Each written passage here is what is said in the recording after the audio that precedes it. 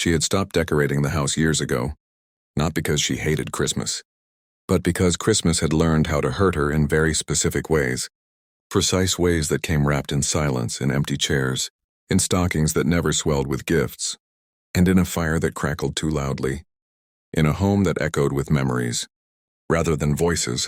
And that night was no different as she sat alone on the floor near the hearth, knees pulled to her chest, palms spread toward the weak warmth, the flames reflecting in her tired eyes while snow-pressed, insistently against the window panes like the world itself was begging to come in.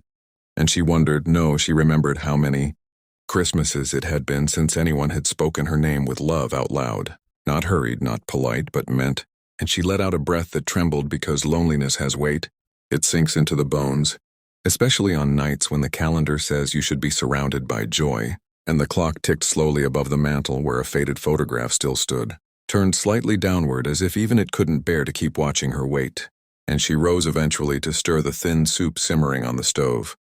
Not because she was hungry, but because routine gave her hands something to do while her heart wandered somewhere between regret and quiet endurance, when suddenly there it was, a sound that did not belong to the house, a dull, hesitant knock swallowed halfway by the storm, so soft she almost convinced herself it was the wind protesting the door.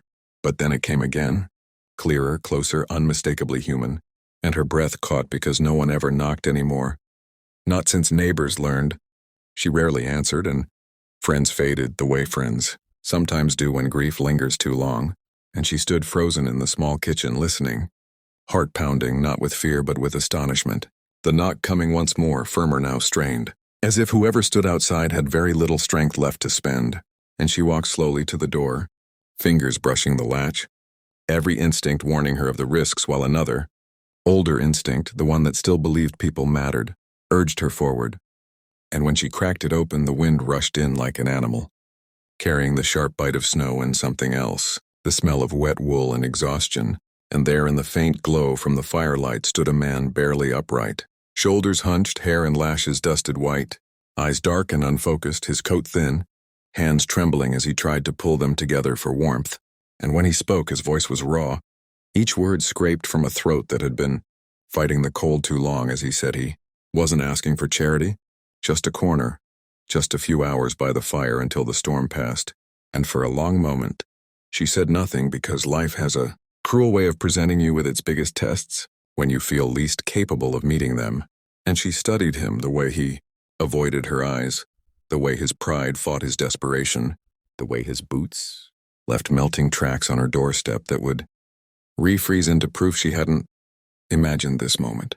And she thought about how many times she herself had wished someone would knock, not for shelter but for her.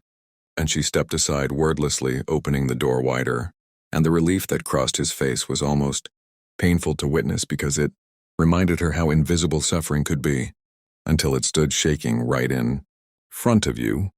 And once inside, he collapsed heavily onto the chair closest to the fire, breathing hard, hands stretched toward the flames the way she had been doing minutes before, mirroring loneliness in a way that startled her. And she fetched an old blanket without thinking, draping it over his shoulders, the simple act sending a strange warmth through her chest she hadn't felt in years. And while he thawed piece by piece, she moved about the kitchen, adding water to the soup, tearing bread, pretending this was ordinary, pretending this was not the first time in a very long time that her Christmas had shifted from grief toward meaning. And as the storm howled louder outside, sealing them into that fragile pocket of light and heat, neither of them realized that this night, this small decision, this open door, was already changing the course of both their lives. And if stories like this move you, if you believe small choices can still matter in a cold world, remember to stay with us and subscribe. Because some stories don't just entertain, they remind us who we are.